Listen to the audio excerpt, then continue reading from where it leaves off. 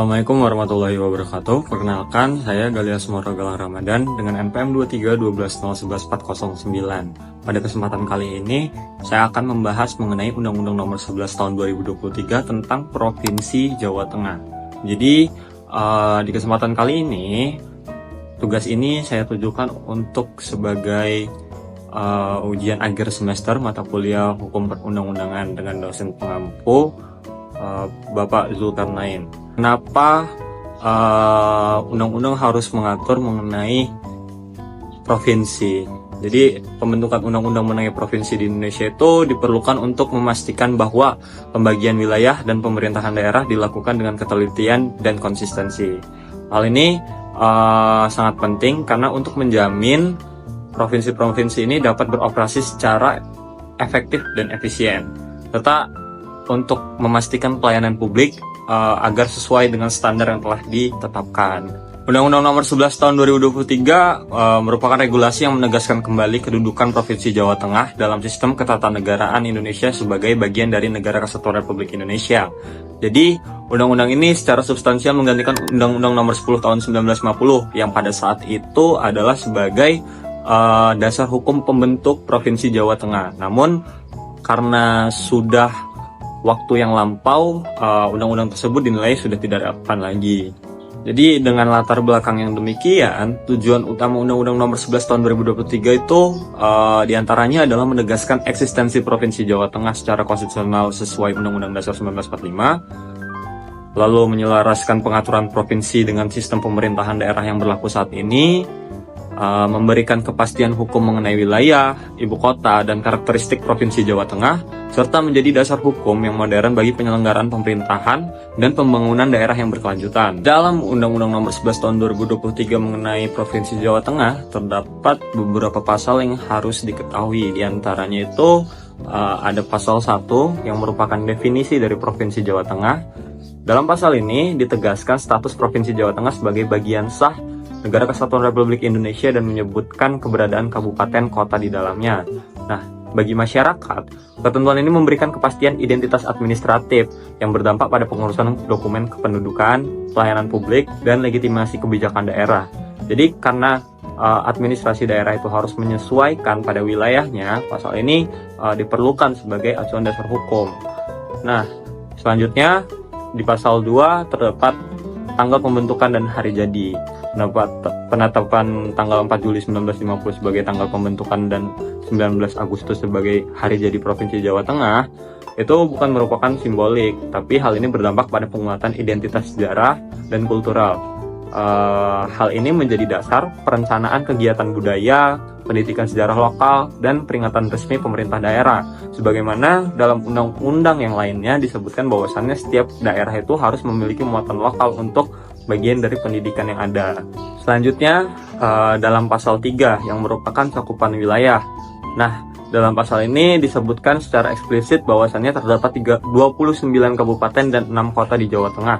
Ketentuan itu menjadi dasar dalam mencegah sengketa wilayah administrasi dan menjadi dasar perencanaan pembangunan, distribusi anggaran, serta pelayanan publik lintas daerah. Selanjutnya terdapat pasal 4 mengenai ibu kota provinsi. Jadi dalam pasal ini ditetapkan kota Semarang sebagai ibu kota provinsi Jawa Tengah. Hal tersebut memberikan kepastian hukum bagi pusat pemerintahan daerah. Dampaknya dalam kehidupan masyarakat, terutama terkait konsentrasi pelayanan publik, investasi, urbanisasi, dan pembangunan infrastruktur tertuju pada ibu kota provinsi tersebut. Lalu yang terakhir terdapat pasal 5 yakni mengenai karakteristik Provinsi Jawa Tengah.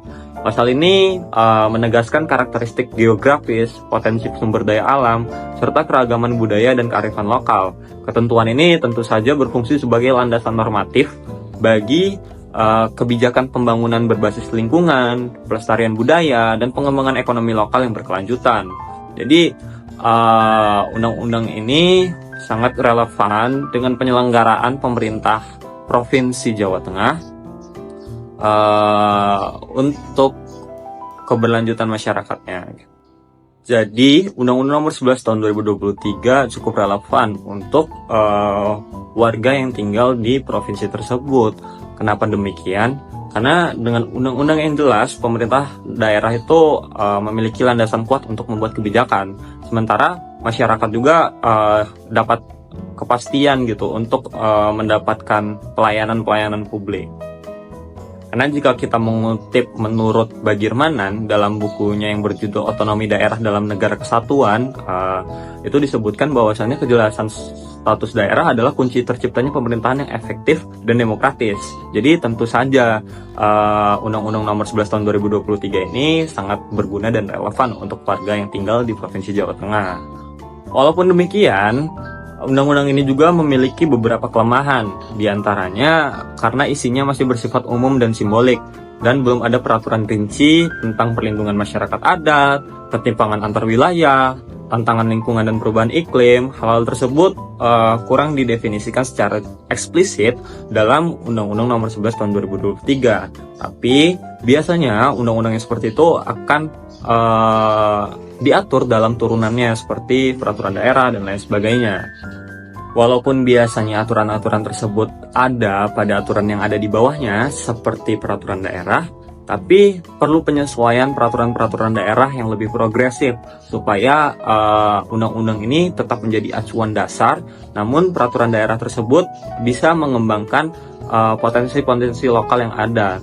Di antaranya itu seperti peraturan turunan yang menjawab tantangan terhadap sosial ekonomi, lalu integrasi prinsip pembangunan berkelanjutan dan berkeadilan, lalu penguatan aspek partisipasi masyarakat dalam perencanaan pembangunan daerah, karena pada dasarnya seluruh masyarakat harus ikut serta dalam perencanaan pembangunan daerah. Jadi dengan demikian undang-undang tentang daerah ini sangatlah penting karena seluruh provinsi yang ada di Indonesia haruslah memiliki status hukumnya untuk menjalankan fungsi administratif wilayah tersebut dan untuk menjadi dasar pelayanan publik untuk masyarakat-masyarakat di wilayah tersebut. Nah, dalam konteks kali ini saya membawa contoh Undang-Undang Nomor 11 Tahun 2023 tentang Provinsi Jawa Tengah. Nah, karena provinsi-provinsi lain pun pasti memiliki undang-undang seperti ini. Nah, apa sih sebenarnya yang menjadi fungsi itu? Karena dampaknya itu walaupun nggak kerasa di kehidupan kita sehari-hari, undang-undang ini tuh ya satu-satunya yang memberikan kita kepastian hukum, identitas daerah, dan legitimasi konstitusional yang menjadi dasar bagi kebijakan publik di tingkat provinsi.